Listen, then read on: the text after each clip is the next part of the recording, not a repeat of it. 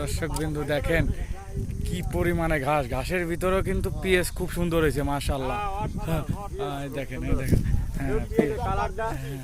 কালারটা একটু বৃষ্টির কারণে নষ্ট হয়ে গেছে। সুন্দর সুন্দর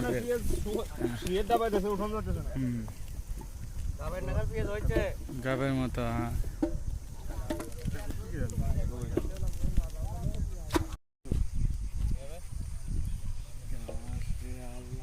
রিলসে দিবা শর্ট শর্ট বানাইছে।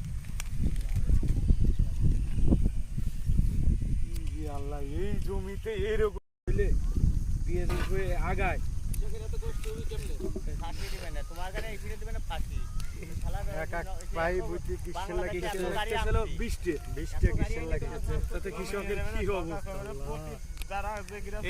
এরকম তালাশ করে করে খুঁজে বাইর করা।